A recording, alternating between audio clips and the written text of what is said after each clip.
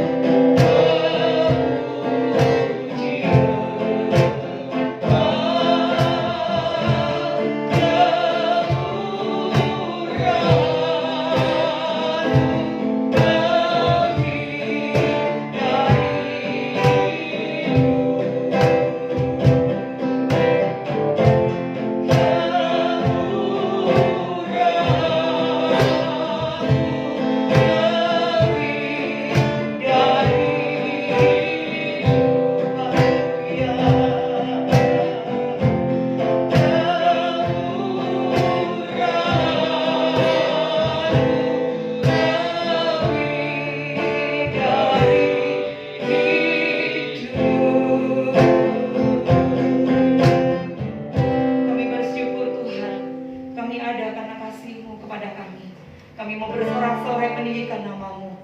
Haleluya. Amin. Mari kita mau tinggikan Tuhan dan agungkan Dia. Yesus kekasih jiwaku. Haleluya. Mari kita berdoa bersama-sama.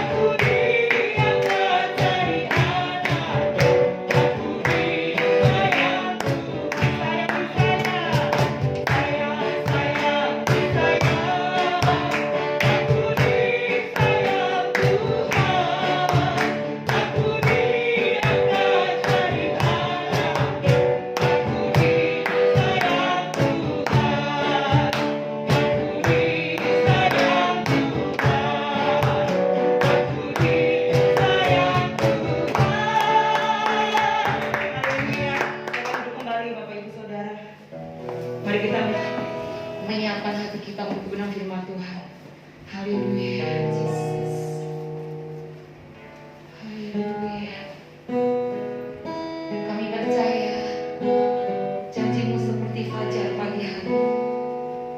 tidak pernah terlambat dalam kehidupan kami. Ajari iman kami, pengharapan kami kepadamu Tuhan. Jesus Tuhan, terima kasih Bapa.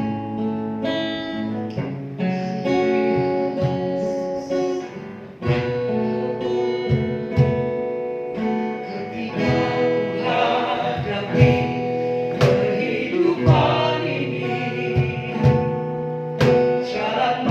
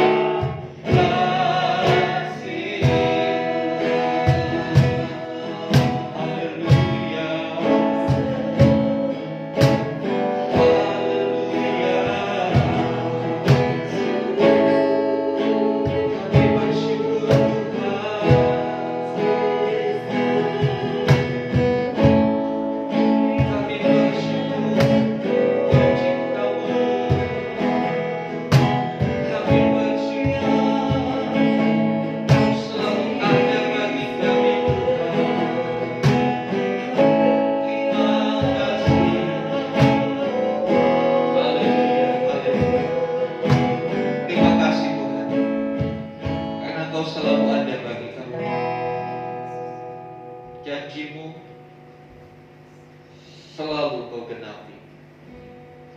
Cinta-Mu melimpah dalam hidup kami. Biarlah itu yang membuat kami tetap teguh di dalam iman kami kepada Tuhan. Di tengah keadaan apapun yang kami hadapi, kami tetap memandang kepada Tuhan. Terima kasih Tuhan. Sekarang berbicaralah kepada Tuhan. Nyatakan kehendak dan isi hati, supaya kami mengerti apa yang harus kami lakukan. Terima kasih Tuhan. Terpujilah nama. Di dalam nama Tuhan Yesus kami berdoa. Haleluya. Amin. Amin. Shalom Bapak Ibu Saudara yang dikasih Tuhan. Saudara, hari ini kita akan belajar satu hal yang mungkin kita jarang memikirkannya, atau kita sudah terlalu terbiasa. Ya. Kalau ditanya, Anda Kristen? Pasti jawabannya ya, saya Kristen. Hari ini kita mau belajar siapa dan bagaimana orang Kristen itu. Ya, hari-hari ini Kristen itu hanya dibatasi atau dikotaki salah satu agama yang ada di Indonesia, dan salah satu agama juga yang ada di dunia. Jadi jangan takut kita yang Kristen di Indonesia, walaupun kita minoritas sedikit, tetapi kita bukan cuma ada di Indonesia, kita ada di dunia. Dan kekristenan di dunia itu mayoritas. Jadi jangan merasa, wah saya Kristen jadi malu-malu ya. Tapi sebetulnya kalau kita mempelajari Alkitab, Kristen itu bukan hanya sekedar menunjuk kepada agama tertentu, salah satu agama, atau orang yang menganut satu agama. Kita akan lihat saudara, Kristen itu apa?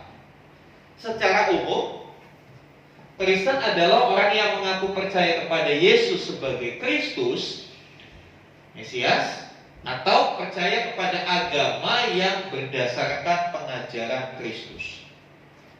Jadi Kristen sendiri itu dari kata Kristus. Apa itu Kristus?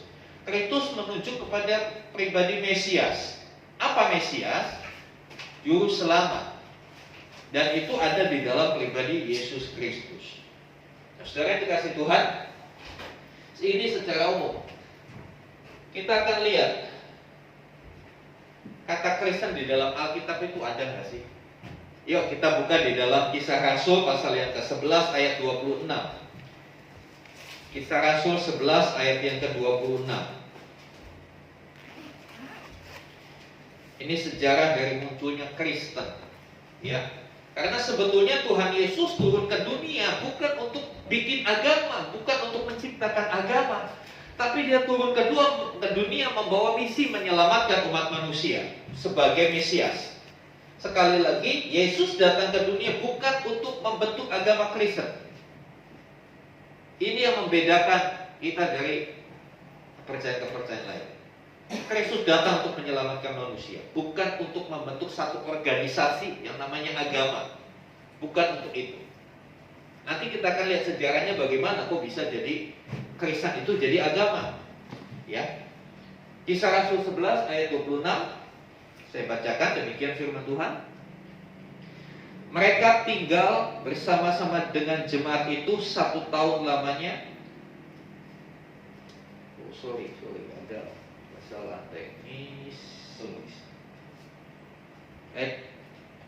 Iya. Mereka tinggal bersama-sama dengan jemaat itu 1 tahun lamanya sambil mengajar banyak orang. Di Antiochialah murid-murid itu untuk pertama kalinya disebut Kristen. Ya, kita melihat di sini ada 2 orang hamba Tuhan, ya, Barnabas dan Paulus. Ya, kemudian dijamah Tuhan menjadi Paulus, ya. Mereka tinggal di salah satu jemaat, kumpulan orang 1 tahun lamanya mengajar orang banyak. Dikatakan di Antiochialah. Antiochia itu nama satu kota. Posisinya Antiochia itu di Turki kalau sekarang, Turki bagian selatan. Ya. Di Antiokhia inilah murid-murid itu untuk pertama kalinya disebut Kristen. Jadi sejarah kekristenan, ya, sejarah kata Kristen, bukan kekristenan, sejarah kata Kristen itu pertama kali diucapkan oleh warga kota Antiokhia untuk menunjukkan murid-murid Tuhan Yesus, atau orang-orang yang percaya kepada Tuhan Yesus, itu disebut Kristen. Ya, saudara yang dikasih Tuhan, kadangkala ada penyebutan untuk kelompok orang, seperti di Indonesia contohnya, ya. Kalau pengikut ajarannya Gus Dur disebut Gus Durian, ya, bukan Gus lalu Durian, bukan dipisah gitu ya, Gus Durian, yaitu menunjukkan pengikut atau murid-muridnya Gus Dur. Nah, ternyata penyebutan seperti itu ada di zaman Alkitab. Ketika gereja mula-mula di Antiokhia itu ada satu jemaat Tuhan, ada satu kumpulan orang percaya, dan orang yang menyebut Kristen siapa? Bukan orang Kristen itu sendiri, bukan murid-murid Kristen itu sendiri, tapi orang di luar yang menyebut, oh itu Kristen, oh itu Kristen lagi kumpul. Itu sejarahnya. Pertama kali kata Kristen itu muncul, dikenakan kepada murid-murid Yesus. Dan sebetulnya dalam perkembangannya kata Kristen ini sebuah ejekan atau sebuah hinaan, ya, sebuah hinaan, sebuah ejekan. Ya, pengikut atau murid pertama kali disebut Kristen di kota Antiokhia. Mengapa? Karena perbuatannya, kesehariannya, kata-katanya seperti atau mirip Kristus.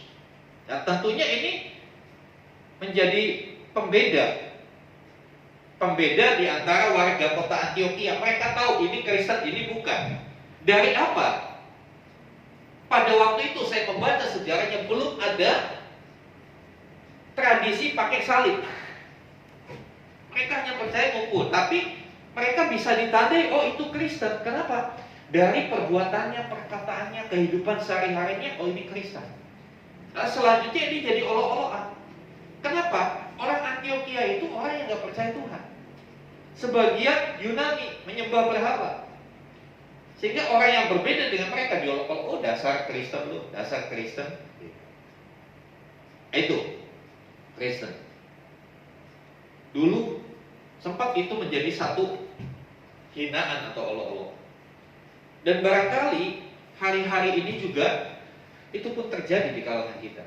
Di dunia zaman sekarang, kadang-kala Kristen jadi olok-olokan, ya, jadi bahan ledekan. Oh dasar Kristen lu. Ya, saya melihat, ya, saya mengamati waktu zaman saya sekolah, kadang-kala saya walaupun sekolah di sekolah Katolik, sekolah Kristen, saya suka bergaul dengan teman-teman yang sekolah Islam, sekolah negeri. Mereka ngomong jangan dekat-dekat, orang Kristen itu Kristen. Sepertinya Kristen itu stempel yang sangat jelek gitu, yang harus dijauhi. Sehingga dari situ ya perkembangannya lalu disebutlah kafir lah apa begitu. Mengapa? Nah, kita akan lihat kembali ke hakikat Kristen itu sendiri. Kalau kita lihat pengertian dari Kristen, Kristen adalah orang yang percaya pada Yesus. Kita lihat satu ayat, Kisah Rasul 26 ayat 28. Jadi di Alkitab itu 3 ayat ini yang menyebut Kristen. Kisah Rasul 11:26, Kisah Rasul 26 ayat 28. Kisah Rasul 26 ayat 28. Demikian firman Tuhan. Jawab Agripa, hampir-hampir saja kau yakinkan aku menjadi orang Kristen. Siapa Agripa? Siapa Agripa? Agripa ini seorang pembesar, seorang raja. Kalau ayat 19, Kisah 26 ayat 19 itu disebut, sebab itu ya Raja Agripa. Jadi dulu wilayah Israel, dan tentunya sekarang Israel sama Palestina, itu di bawah penjajahan bangsa Romawi. Di bawah penjajahan Romawi, wilayahnya itu dibagi-bagi. Ya, anggaplah kalau sekarang kayak provinsi-provinsi. Kalau zaman sekarang di Indonesia provinsi dipimpin oleh gubernur, tapi pada waktu itu wilayah-wilayah itu dipimpin oleh raja, tapi raja-raja kecil. Raja utamanya ya kaisar, ya kan, kaisar Roma. Tapi di daerah-daerah jajahan itu ditempatkan pemimpin-pemimpin yang disebut juga raja untuk wilayah yang kecil. Nah, salah satunya itu Agripa. Ya, di sini kita melihat ketika Paulus mendapat kesempatan berbicara dengan Raja Agripa, dia memberitakan Injil. Lalu ayat yang udah kita baca itu respon dari Raja Agripa. Raja itu bilang begini, hampir-hampir saja kau yakinkan aku menjadi orang Kristen. Raja nyebut, jadi raja pada waktu itu raja pun tahu orang Kristen itu yang bagaimana. Dan dia berkata, hampir-hampir aja kamu meyakinkan aku jadi orang Kristen. Hampir-hampir aja kamu meyakinkan aku jadi pengikut Yesus. Itu sebetulnya yang mau disampaikan. Saudara dikasih Tuhan, dari keterangan-keterangan tersebut jelas untuk menjawab pertanyaan ini, Kristen itu apa? Kristen itu pengikut atau murid. Ya, pengikut bukan berarti ya orang yang selalu ngintil gitu ya. Tapi pengikut dalam pengertian meneladani, mengikuti, meyakini, ya. Atau murid, ya. Disebut Kristen di Antioquia. Karena apa? Karena perbuatan, keseharian dan kata-kata mereka seperti Kristus. Awalnya Kristen adalah sebuah ejekan bagi orang-orang yang merupakan pengikut Kristus. Sekarang Kristen digunakan untuk merujuk orang yang beragama Kristen. Lalu dalam perkembangannya Kristenan jadi sebuah agama. Siapa yang menciptakan, menjadikan Kristen itu agama? Ya manusia. Karena kalau kita melihat Alkitab, gak ada ketemu kata agama, gak ada ketemu agama Kristen, gak ada. Kalau saudara menemukan boleh kasih tahu saya di mana ayatnya. Gak ada Kristen disebut agama Kristen, enggak, hanya pengikut Kristus atau orang Kristen, hanya segitu. Ya. Sekarang dalam perkembangan zamannya, karena Kristen itu sudah dijadikan sebuah agama, ya. Siapa yang menjadikan? Dia manusia. Ya, sejatinya Kristen artinya pengikut atau murid Yesus. Sekarang kita lihat bagaimanakah orang Kristen itu. Orang yang seperti apa sih? Kok orang Antioquia bisa nyebut itu Kristen ya? Sepertinya ada satu pembeda. Ini Kristen, ini bukan. Atau ini Kristen bahasa sekarang, ini non-Kristen. Ada pembeda. Pembeda yang pertama adalah Kristen itu adalah orang yang percaya kepada Yesus Kristus. Mari kita lihat di dalam Yohanes pasal 8 ayat 30. Yohanes 8 ayat 30. Setelah Yesus mengatakan semuanya itu, banyak orang percaya kepadanya. Ini ciri yang utama. Kristen harus percaya kepada Yesus Kristus. Nah, sekarang masalahnya percaya yang seperti apa? Percaya yang bagaimana yang dimaksud oleh ayat ini? Saya kasih contoh.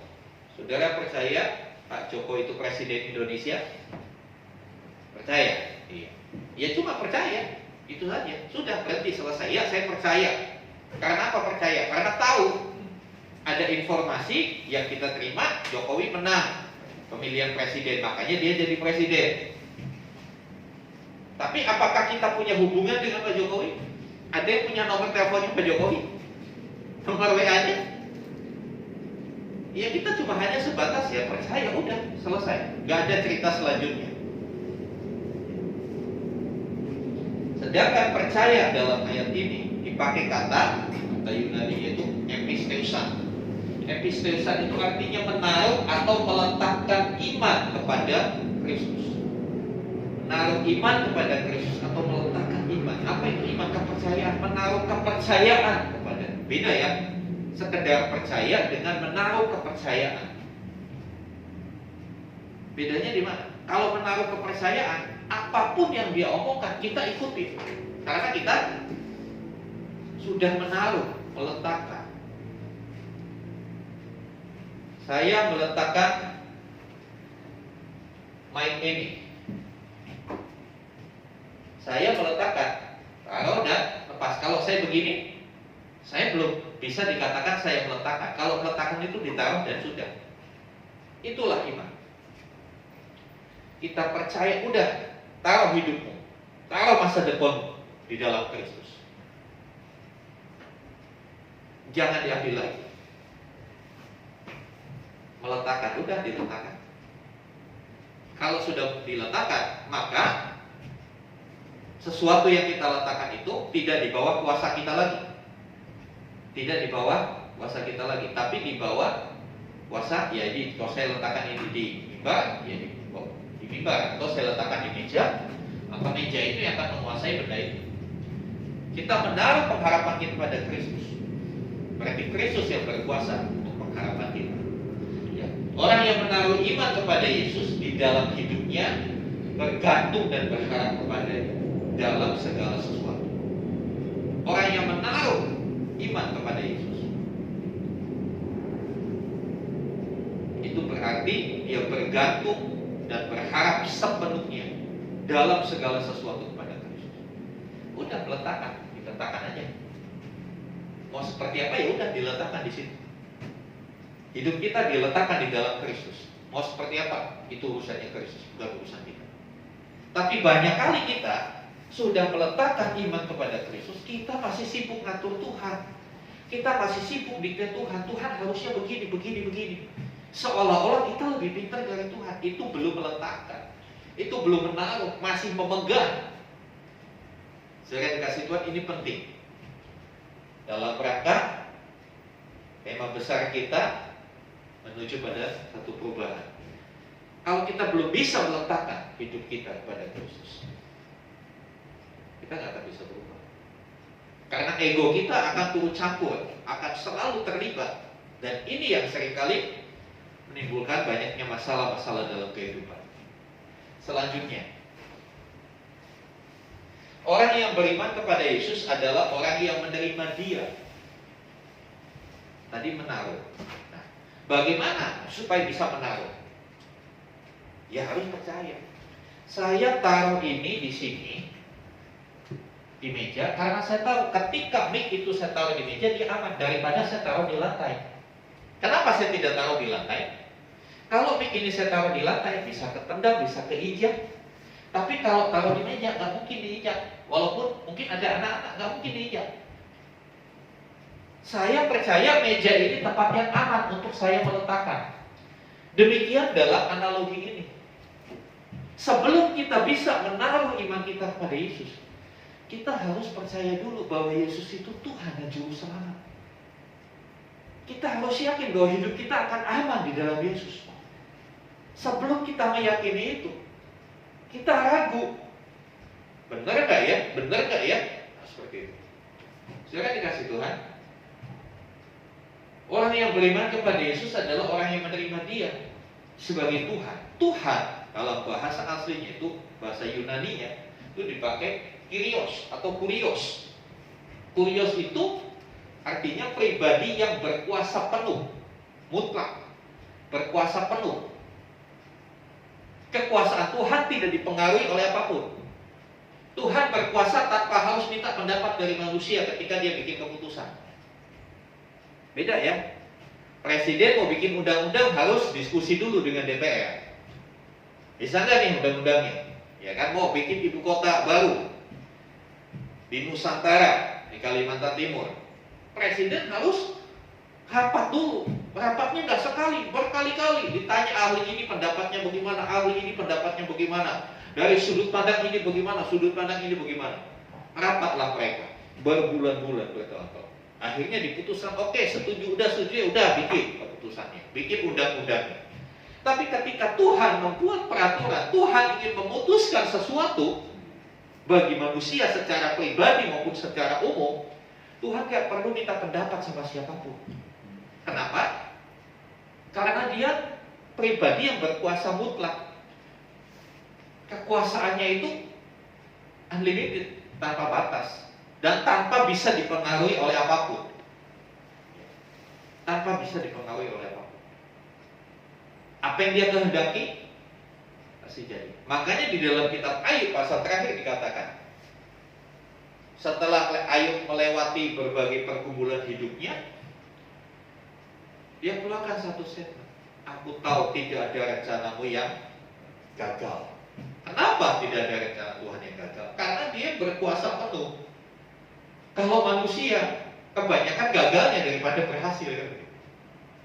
Kita harus percaya bahwa Yesus itu Tuhan pribadi yang berkuasa penuh dan juru selamat. Apa artinya juru selamat? Ya, kata juru yang mengikuti kata sifat itu menunjukkan orang atau pribadi yang mengerjakan. Jadi juru selamat itu yang mengerjakan keselamatan tanpa perlu bantuan kita. Jadi Tuhan menyelamatkan kita tanpa perlu kita bantu.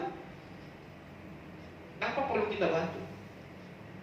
Mungkin kalau kita mau menyelamatkan sesuatu, misalnya orang tenggelam, kita mau menyelamatkan, kita perlu bantuan yang lain. Mungkin ada alat atau ada apa. Tapi Tuhan menyelamatkan kita dengan dirinya sendiri, tanpa dibantu siapapun dan tanpa dibantu apapun. Makanya kita harus percaya Yesus sebagai Tuhan dan Juru Selamat. Selanjutnya, yang kedua, bagaimana orang Kristen itu? Orang Kristen adalah orang yang tinggal menetap dalam firman-Nya. Sorry, itu 8-nya kehapus. Yohanes 8, 31, 32. Yohanes 8, 31, 32. Maka katanya kepada orang-orang Yahudi yang percaya kepadanya, ini Tuhan Yesus tadi dikatakan Tuhan Yesus menyampaikan kebenaran, orang percaya. Selanjutnya Tuhan Yesus berkata kepada orang yang sudah percaya itu, ya. Setelah percaya, langkah selanjutnya apa? Langkah selanjutnya dikatakan, jikalau kamu tetap dalam firman-Ku, kamu benar-benar adalah murid. Jadi cirinya murid Tuhan atau cirinya orang Kristen, dia harus menetap dalam firman Tuhan. Menetap itu artinya apa? Menetap itu ya gampangnya gak pindah-pindah gitu loh saudara. Percaya kita gak pindah-pindah. Prinsip kita harus sesuai firman Tuhan, gak berubah-ubah. Yang harus diubah adalah ketika prinsip kita tidak sesuai dengan firman Tuhan, kita ubah supaya sesuai firman Tuhan. Itu maksudnya tahun perubahan. Bukan berubah ngikutin tren yang ada di dunia, tapi berubahnya mengikuti firman Tuhan, menyesuaikan diri dengan firman Tuhan. Bukan cari firman Tuhan yang cocok dengan kita. Wah, ini cocok nih dengan saya nih, amin nih firman Tuhan ini, karena cocok. Apa bunyinya? Tuhan memberkati. Tapi kalau suruh menyangkali diri, wah gak cocok. Ini buat pendeta kalau menyangkali diri, bukan buat saya. Menetap dalam firman-Nya, ini adalah bukti atau ciri khas, ciri yang menonjol dari orang Kristen. Jadi orang Kristen itu bukan sekedar jadi anggota gereja. Karena banyak orang yang jadi anggota gereja ternyata belum Kristen, belum seperti Kristus, belum meletakkan hidupnya kepada Kristus. Ya. Bukan juga yang hanya aktif beribadah atau bahkan melayani, gak jadi jaminan. Tapi ciri khasnya, udah belum hidupnya menetap dengan firman? Udah cocok belum hidupnya dengan firman? Sudah selaras belum? Kalau belum, mari kita selaraskan bersama-sama. Ya. Bukan juga orang Kristen itu, bukan ciri khas orang Kristen itu bukan orang yang menggunakan aksesoris Kristen, kalungnya salib, nggak jadi jaminan. Kalimantan, waktu saya melayani di Kalimantan, bukan cuma kalung salib, ditato salib, badannya dibuka, tatonya gede salib. Bukan itu bukan tanda orang Kristen. Karena siapapun bisa bikin begitu. Tapi ciri khasnya orang Kristen adalah orang yang menetap di dalam firman Tuhan, yang adalah kebenaran. Kebenaran adalah Yesus sendiri. Yohanes 14 ayat 6, dia berkata, "Akulah jalan dan kebenaran." Kalau Yesus adalah kebenaran, maka firman-Nya pun adalah kebenaran. Ya, Yohanes 17, firman-Mu adalah kebenaran. Kalau kebenaran itu sifatnya mutlak, tidak bisa ditawar-tawar, tidak bisa dinego. Ya. Saudara dikasih Tuhan. Kemudian bagaimana orang Kristen itu? Ciri yang selanjutnya, tidak lagi diperhamba dosa. Kita lihat ayat 33 sampai 34. Jawab mereka, "Kami adalah keturunan Abraham dan tidak pernah menjadi hamba siapapun. Bagaimana kau dapat berkata kamu akan merdeka?" Kata Yesus kepada mereka, "Aku berkata kepadamu, sesungguhnya setiap orang yang berbuat dosa adalah hamba dosa." Jadi kebenarannya yang Tuhan Yesus sampaikan kepada orang-orang pada waktu itu, orang menjadi murid selain percaya, kemudian dia menetap dalam kebenaran, selanjutnya tidak lagi diperhamba dosa. Hamba atau budak itu orang yang dikuasai. Dikuasai siapa? Dikuasai majikannya. Ya, kalau sekarang mungkin kita susah mengerti tentang budak. Ya, yang paling sederhana, atasan sama bawahan atau pembantu rumah tangga. Kalau kita punya pembantu rumah tangga itu dikuasai oleh majikannya dalam hal pekerjaan tentunya, ya kan? Dia nggak bisa kerja seenaknya, datang-datang tiba-tiba mau ini dulu, mau siram bunga dulu, nggak bisa. Dia harus ngikutin majikannya dulu apa dulu, kan begitu.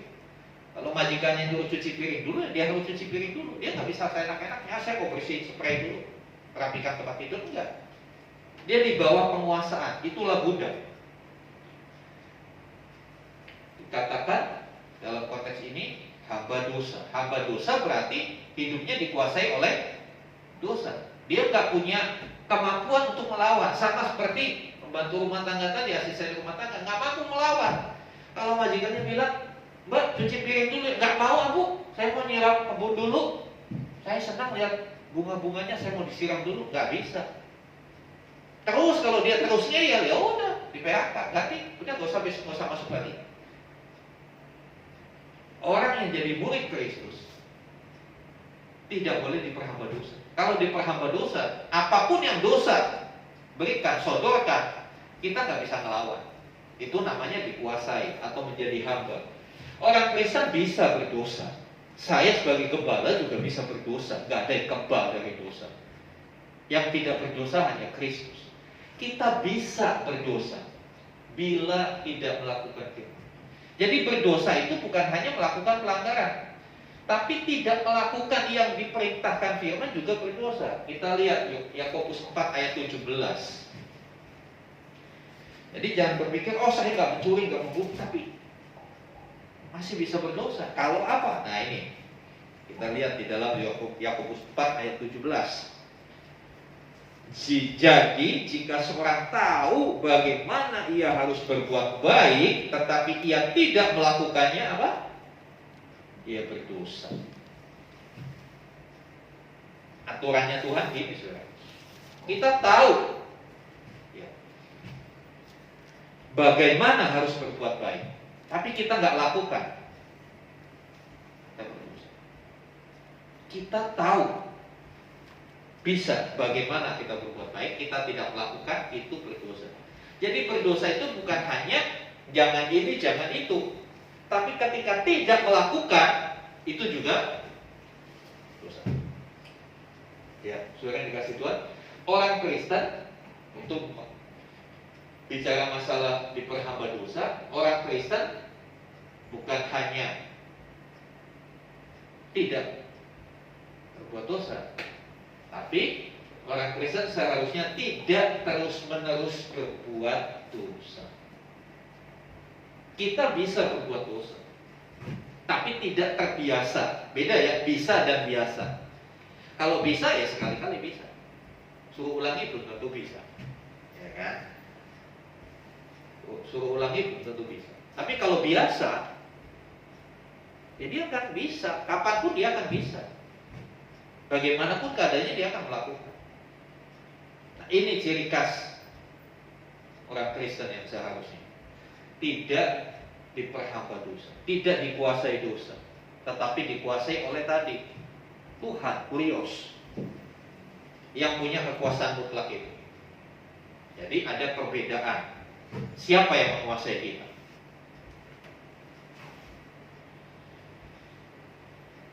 Selanjutnya, bagaimana orang Kristen itu? Orang Kristen adalah orang yang tinggal atau berada dalam persekutuan orang-orang percaya.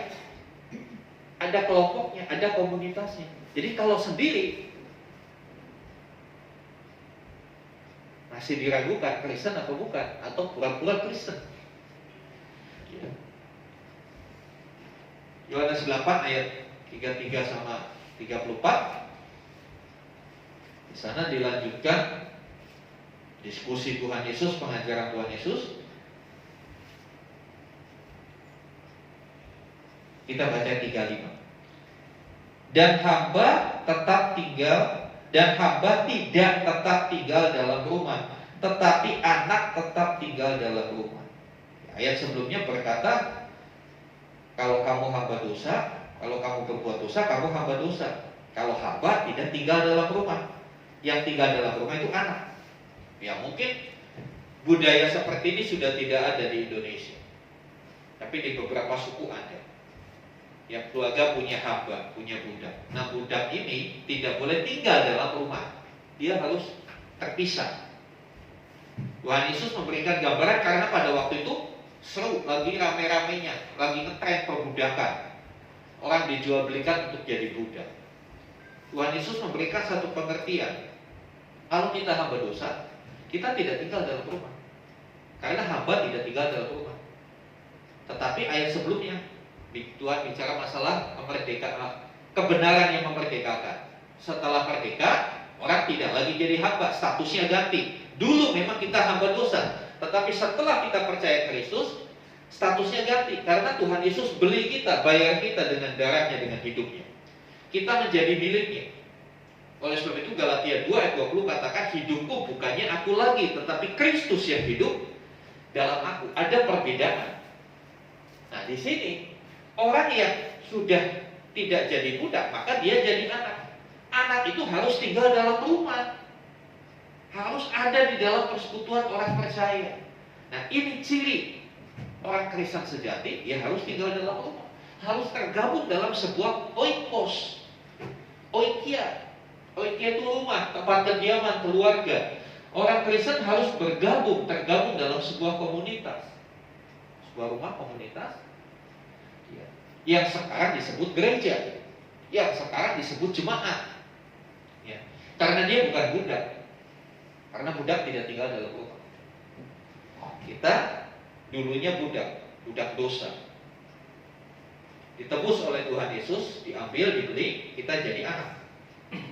Karena jadi anak, boleh tinggal dalam rumah. Selanjutnya kita akan melihat anak punya hak ahli waris, punya hak waris. Anak punya hak waris. Kalau bukan anak nggak bisa terima warisan, ya kan?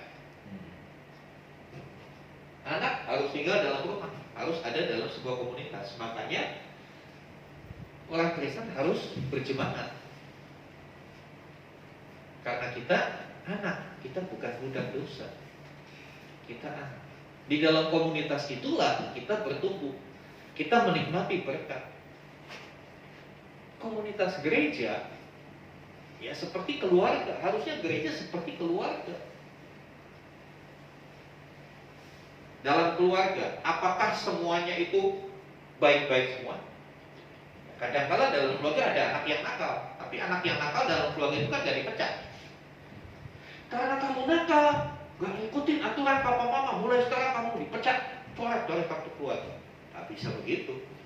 Walaupun secara administrasi dicoret dari kartu keluarga, tapi darahnya kan masih darahnya orang tua. Seperti itu. Nah, saudara dikasih Tuhan, hidup berjemaat juga seperti itu. bagaimanapun saudara kita, dia tetap saudara kita. Mau jengkelin, mau nyebelin, ya tetap saudara kita yang harus kita rangkul. Tapi di pihak lain yang jengkelin ya bertobat, jangan jengkelin terus, kan gitu. Supaya bisa keluarganya harmonis. Supaya kalau keluarga isinya bertengkar terus, ya nggak akan ada kemajuan, kan begitu. Akan stuck di tempat. Makanya dalam sebuah keluarga harus ada kata saling mengerti, saling memahami. Ingat, kita bukan hamba dosa. Kita adalah orang-orang yang sama-sama berhak atas warisan dari Tuhan. Yang selanjutnya, orang Kristen itu cirinya yang harus berbuah banyak. Yohanes 15 ayat 8, ya. Kalau kamu berbuah, itu kamu murid. Dengan kata lain, kalau kita tidak berbuah, kita bukan murid, kita bukan Kristen. Ya. Yohanes 15 ayat 8. Dalam hal inilah Bapakku dipermuliakan, yaitu jika kamu berbuah banyak, dan dengan demikian kamu adalah murid-muridku. Ya. Kalau kita ganti kata murid dengan Kristen, maka ayat ini bilang gini: dalam hal inilah Bapakku dipermuliakan, yaitu jika kamu berbuah banyak, dan dengan demikian kamu adalah orang Kristen. Jadi orang Kristen itu harus berbuah. Buah adalah tanda adanya kehidupan. Ya, kalau pohon yang mati nggak akan bisa berbuah. Tanda adanya kehidupan. Dan buah itu menunjukkan sebuah produktivitas, produksi. Ya kan, kalau kita tanam tanaman berbuah, wah ini produksi, menghasilkan, ya. Kemudian buah itu menunjukkan multiplikasi. Karena dari buah akan muncul pohon baru. Ya. Tuhan mau kita berbuah, dan buahnya banyak dan tetap. Yohanes 15 ayat 16, sana dikatakan,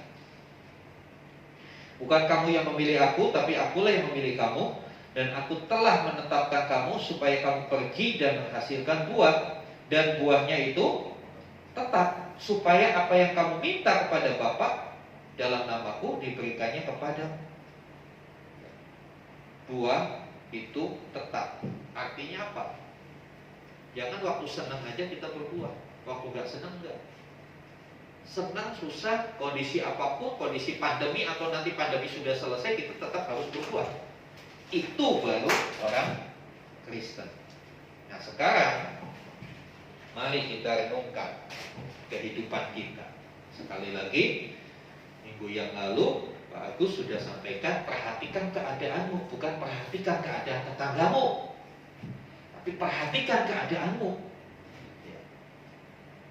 Rasul Paulus pernah berkata, perhatikan bagaimana kamu hidup, bukan bagaimana tetanggamu hidup.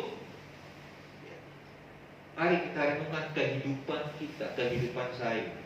Apakah kita benar-benar sudah menjadi Kristen yang sesungguhnya, atau hanya sebutannya saja, atau bahkan jadi olok-olok?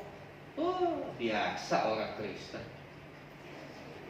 nangis-nangis, lebay. Kadang-kala kita dicap begitu. Karena apa? Kadang-kala yang kita lakukan dalam ibadah kita tidak diimplementasikan, tidak diterapkan dalam kehidupan kita. Nyanyinya, aku mengasihi Engkau Yesus.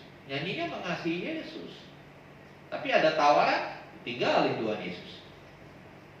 Nyanyinya di gereja, kau sahabatku, kau saudaraku.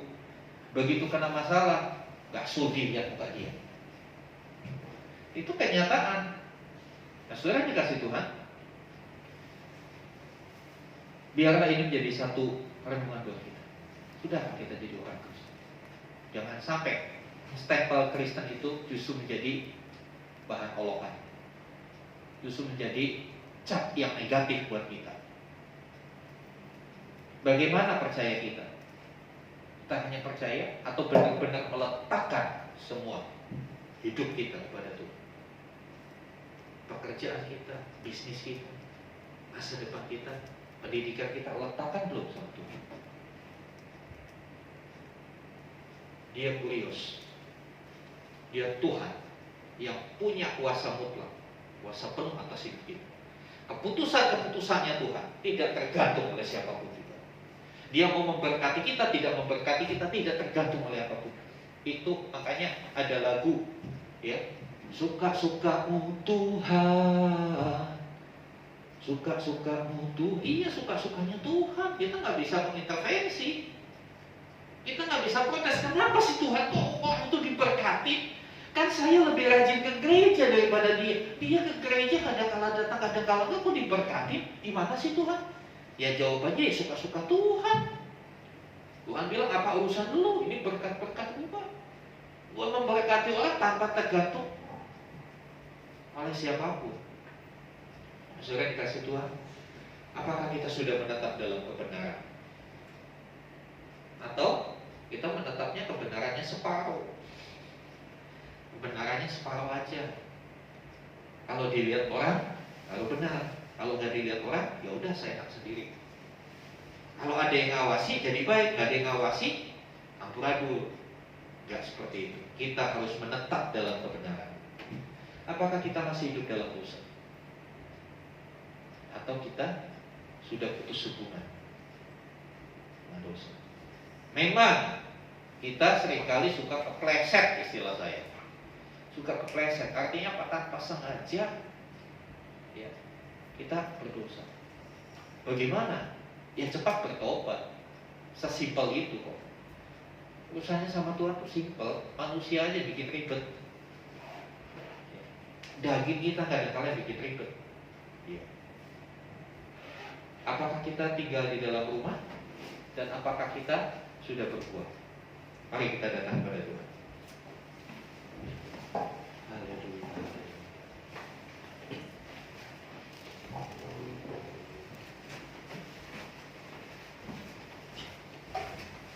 Iya, pertanyaan ini nggak perlu dijawab sekarang. Buat saudara-saudara yang mengikuti ibadah ini secara online juga, saudara tidak perlu menjawab ini di kolom chat.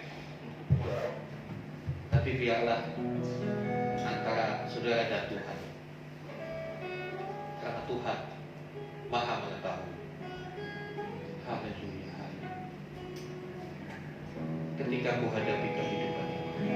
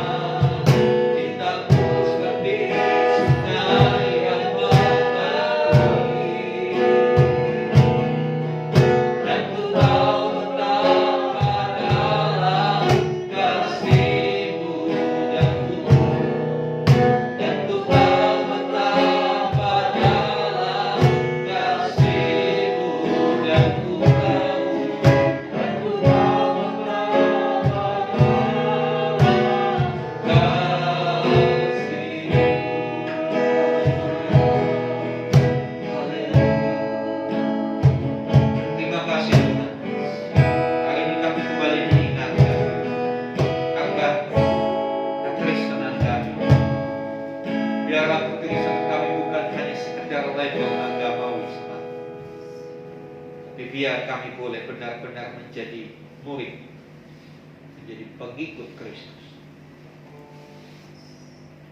di mana kami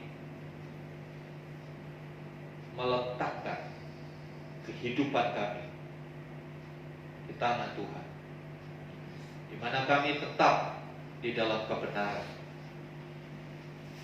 tidak lagi mau diperbudak oleh dosa. Biarlah kami tetap ada di dalam komunitas yang sehat, untuk kami boleh bertumbuh bersama-sama, untuk kami boleh perbaiki sehingga kehidupan kami berbuah banyak dan Bapa dipermuliakan dalam hidup kami. Terima kasih Tuhan. Kiranya Roh Kudus memampukan kami untuk kami melakukan kebenaran ini, bukan hanya sebagai sebuah pengetahuan, tapi biarlah ini menjadi satu praktek hidup yang diubahkan oleh Tuhan. Terima kasih Tuhan. Puji nama, di dalam nama Tuhan Yesus kami berdoa. Haleluya. Amin. Terima kasih untuk persembahan yang saudara-saudara persembahkan kepada Tuhan. Kiranya Tuhan yang mengenapkan setiap janjinya dalam kehidupan kita. Saudara yang dikasih Tuhan, info tentang retret kita sudah, puji Tuhan, sudah bisa dipastikan karena sudah bisa mengadakan kegiatan seperti ini dengan melandainya kasus COVID yang cukup signifikan, ya, sehingga tempat retret sudah mengizinkan dan pemerintah juga sudah mengizinkan dengan tetap mengikuti protokol kesehatan tentunya, ya. Retret kita, retret keluarga tanggal 15 sampai 17 April, ya, pendaftaran bisa langsung hari ini juga. Nah, ini saya mau utarakan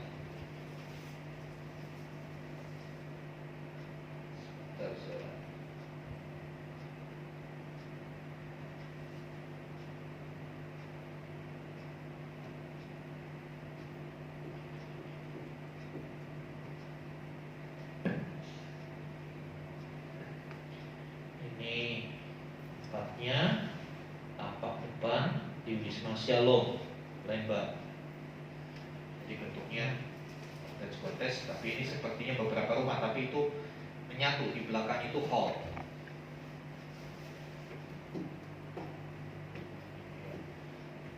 Kemudian ini untuk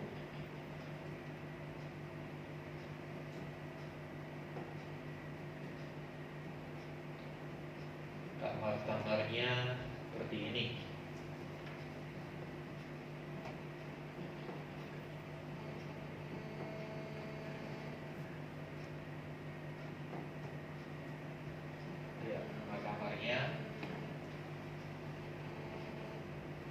Jadi satu keluarga satu kamar, karena kapasitas kamar satu kamar 4 orang, bednya susun, ya.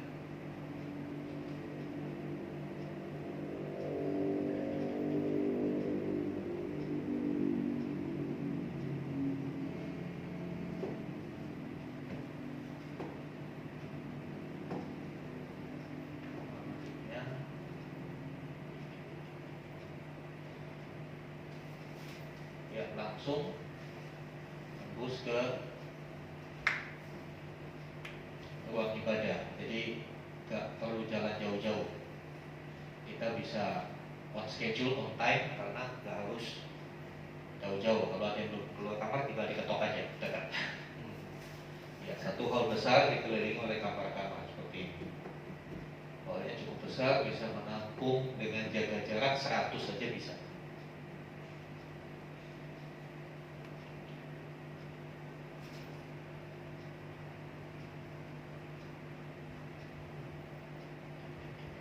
Takut itu, jangan takut kedinginan karena ada fasilitas air panas di sana. Iya. 4 Wisma Shalom Lembang 15-17 April itu 2 malam. Itu bukan 3 kali makan, ini 6 kali makan.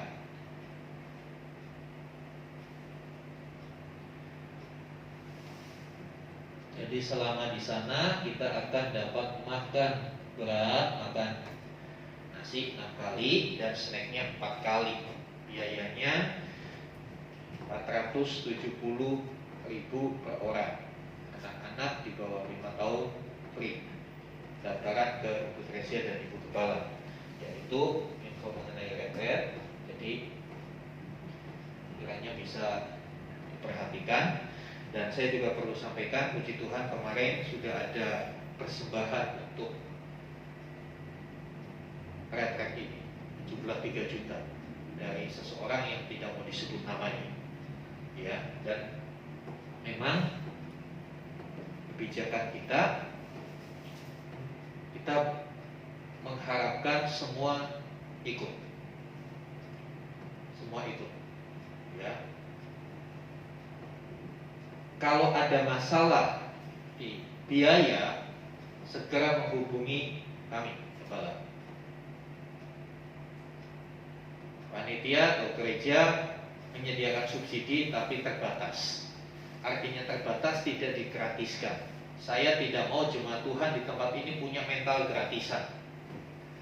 Dikit-dikit gratis, dikit-dikit gratis. Tuhan Yesus menebus kita aja bayar pakai darahnya kok.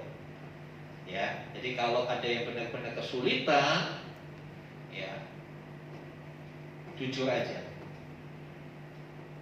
Nah, seperti ini. Nanti kita bisa bicarakan, kita cari solusinya bersama. Ya.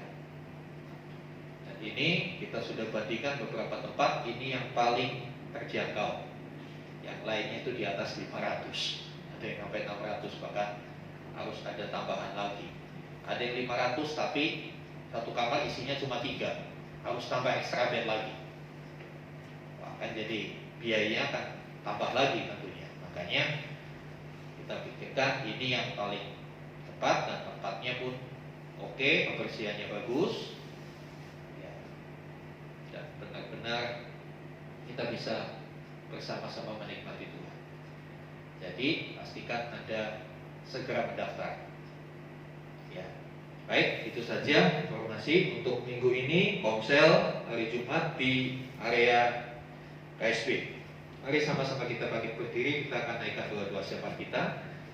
Dan saya minta Pak Agus memimpin kita dalam doa syafaat.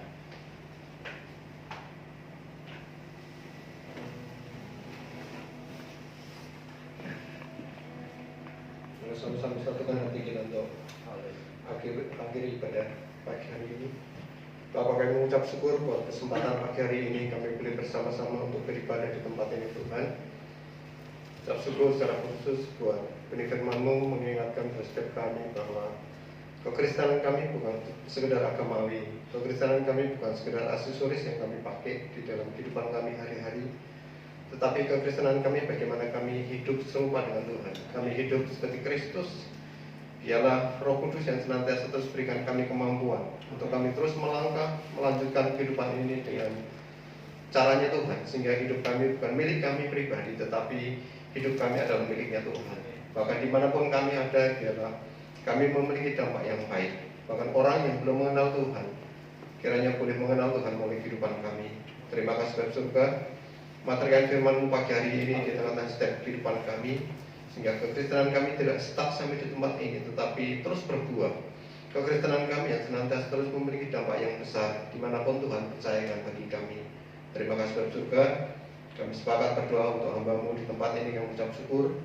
Bapak Gembala kami, Bapak Obaja, biarlah pengurapan hikmat telah turun atas hamba-Mu, kekuatan, kesehatan menyertai. Bahkan dimanapun hamba-Mu melayani, kami percaya bahwa penyertaan Tuhan yang sempurna itu ada di tengah kehidupan hamba-Mu Tuhan. Berkati keluarganya, istri maupun anak-anaknya. Kami percaya bahwa keluarga ini ada dalam pemeliharaan Tuhan yang ajaib. Terima kasih Bapak, mengucap syukur buat setiap kami. Kami mengucap syukur buat kami boleh bersama-sama pada pagi hari ini. Dan memberkati kehidupan kami, dalam pekerjaan kami, di dalam usaha kami, apapun yang kami kerjakan. Bahkan dimanapun Tuhan percayakan kami, biarlah nama Tuhan yang senantiasa terus kami tinggikan melalui kehidupan kami.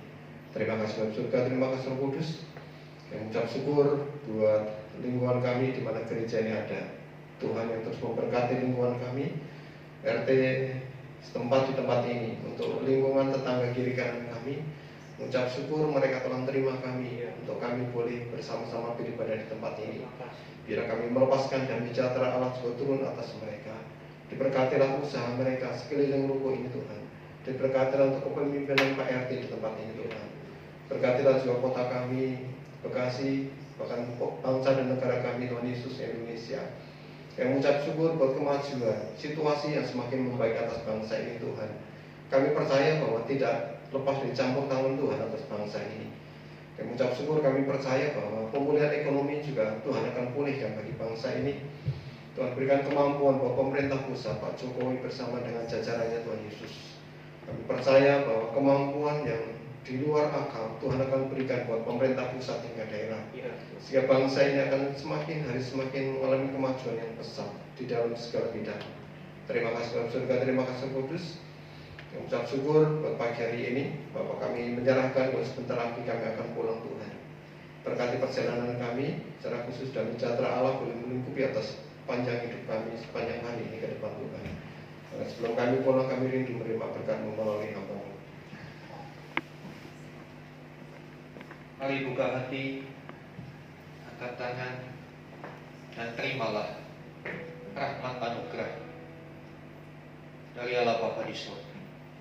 Di dalam kasih dan karya Tuhan Yesus Kristus, melalui pimpinan penyertaan Roh Kudus senantiasa, terimalah berkat-berkat jasmani, terlebih lagi berkat rohani, dan jadilah berkat dimanapun Tuhan menempatkan kita.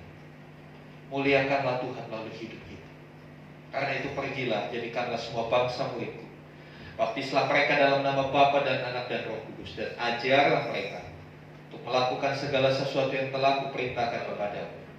Dan ketahuilah aku menyertai kamu senantiasa sampai kepada kesudahan. Demikian Tuhan Yesus akan datang kali yang kedua, menjemput kita semua masuk ke dalam kebahagiaan kekal, supaya di mana Tuhan Yesus berada, di situ pun kita berada. Terima kasih Tuhan. Di dalam nama Tuhan Yesus kami mohonkan Tuhan. Haleluya. Amin.